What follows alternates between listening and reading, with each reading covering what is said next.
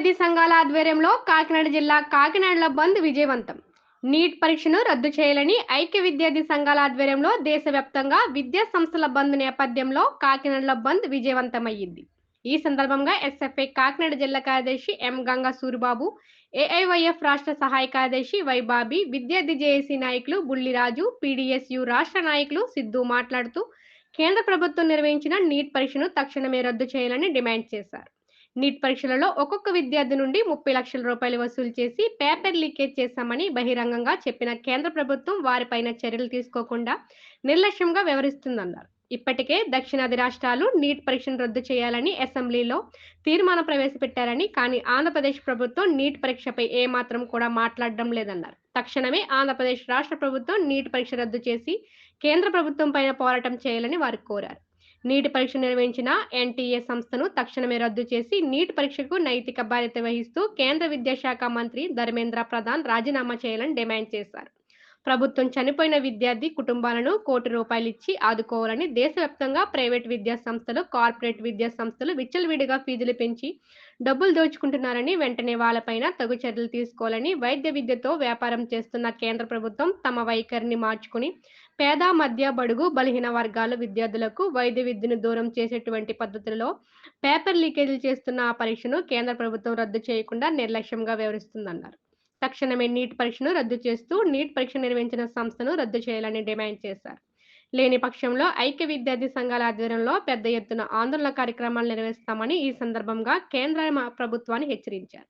ఈ కార్యక్రమంలో ఐక్య విద్యార్థి సంఘాల నాయకులు, ఎస్ఎఫ్ఐ కాకినాడ నగర రూరల్ అధ్యక్ష కార్యదర్శులు రాజేష్, వాసుదేవ్, సాయిద్, ఏఐవైఎఫ్ నాయకులు పొన్నాడ దుర్గా ప్రసాద్, ఎం వీరబాబు, ఎస్ఎఫ్ఐ నాయకులు జయరాం, అభిషేక్, రోహిత్, విశాల్, ఆదర్శ్, అభిషేక్, లావణ్య, అనుశ్రీ, వర్ణిక, హేమ, సింధు, అమృత మరియు నాయకులు, కార్యకర్తలు పాల్గొన్నారు.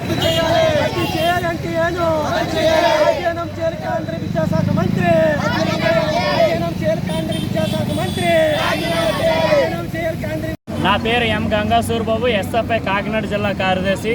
ఈరోజు దేశవ్యాప్తంగా అసమర్థ ఎన్టీఏని రద్దు చేయాలని, అదేవిధంగా నీటు, నెట్ పరీక్షల్లో పేపర్ లీకేజీలకి వ్యతిరేకంగా దేశవ్యాప్తంగా భారత విద్యార్థి ఫెడరేషన్, ఎస్ఎఫ్ఐ, పీడీఎస్యు, ఏఐఎస్ఎఫ్, విద్యార్థి జేఏసీ సంఘాల ఆధ్వర్యంలో దేశవ్యాప్తంగా కేజీ టు పీజీ విద్యా సంస్థల బంద్కి విద్యార్థి సంఘాలు పిలుపునివ్వడం జరిగింది. ఈ బంద్ దేశవ్యాప్తంగా ఏదైతే కేంద్రంలో ఉన్నటువంటి ఎన్డీఏ గవర్నమెంట్కి వ్యతిరేకంగా విద్యార్థులు భారీ ఎత్తున ఈ బంద్లో పాల్గొన్నారు.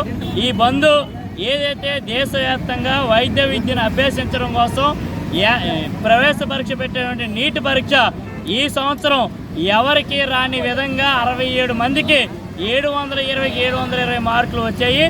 ఎప్పుడూ చరిత్రలో రాని విధంగా 718, 719 మార్కులు ఎన్టీఏ ఇచ్చిన రిజల్ట్లో ప్రకటించింది. ఈ పేపరు లీకేజీ జరిగిందని దేశవ్యాప్తంగా సుప్రీంకోర్టు, హైకోర్టులో కేసులు నమోదయ్యాయి. దీని మీద సిబిఐ ఎంక్వైరీ జరిగితే నార్త్ స్టేట్లో చాలా చోట్ల పేపర్లని 30 లక్షల నుంచి 50 లక్షల రూపాయలకి అమ్మేశారు అని తేలింది. ఇప్పటికీ అరెస్టులు జరుగుతూ ఉన్నాయి. ఓ పక్క సిబిఐ తన పనిని కొనసాగిస్తూ ఉంది, పేపర్ లీకేజ్ వాళ్ళని పట్టుకుంటూ ఉంది. కానీ కేంద్రంలో ఉన్నటువంటి బీజేపీ ప్రభుత్వం కానీ, ఎన్డీఏ గవర్నమెంట్ కానీ, లేదంటే ఎన్టీఏ కానీ తన తప్పును తెలుసుకుని నీటి పరీక్షను రద్దు చేయకుండా దీని మీద దేశవ్యాప్తంగా పార్లమెంట్లో చర్చ చేయాలి.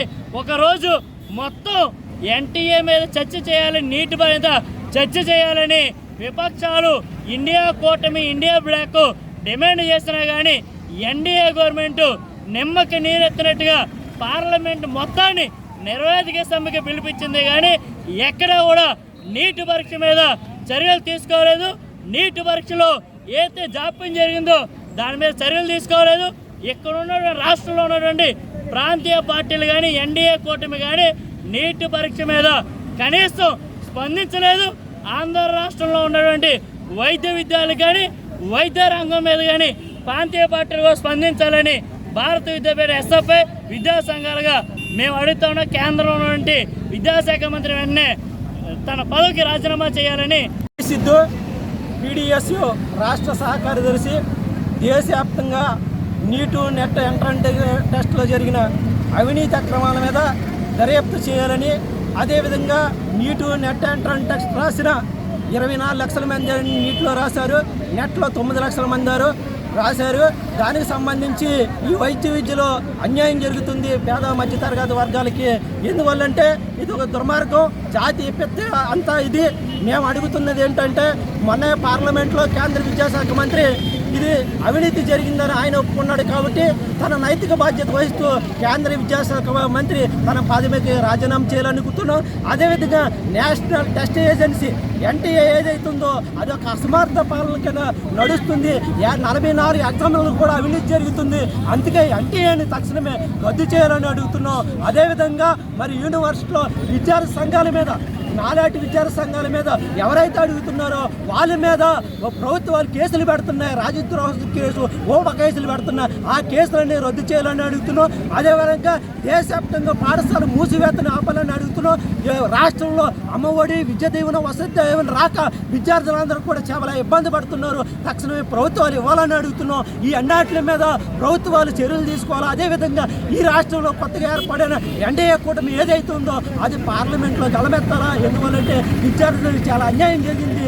6 విద్యార్థులు చనిపోయారు. ఒక్కో విద్యార్థికి ₹1 కోటి నష్టపరిహారం ఇవ్వాలని డిమాండ్ చేస్తాం. నీట్ నెట్ ఎంట్రన్స్ టెస్టులకు సంబంధించి అనేక అవినీతి అక్రమాలు మరి చోటు చేసుకున్నాయి. అవన్నీ ప్రత్యక్షంగా కళ్ళకు కనిపిస్తున్నప్పటికీ మరి ఈ దేశ అభివృద్ధికి సంబంధించిన, ఈ దేశ భావితరాల భవిష్యత్తుకు సంబంధించినటువంటి అంశం విద్యా వ్యవస్థ ఏదైతే ఉందో కనీసం దీని మీద ఈ దేశంలో ఉన్నటువంటి పార్లమెంట్లో ఒక్కరోజు చర్చించేటటువంటి అవకాశం లేదు. దయచేసి ఇప్పటికైనా చెప్తా ఉన్నాం, ఈ దేశ విద్యార్థుల ప్రజల భవిష్యత్తు మీరు ఆడుకోకండి. ఎందుకంటే ఈ పరీక్షల్లో అవినీతి అక్రమాలు జరగడం కారణంగా అనేక మంది తన భవిష్యత్తును నష్టపోయారు, అనేక మంది విద్యార్థులు చనిపోయారు. చనిపోయిన కుటుంబాలందరికీ కూడా ఒక్కో విద్యార్థికి ₹1 కోటి నష్టపరిహారం చెల్లించాలని చెప్పి ఈ సందర్భంగా మేము డిమాండ్ చేస్తాం.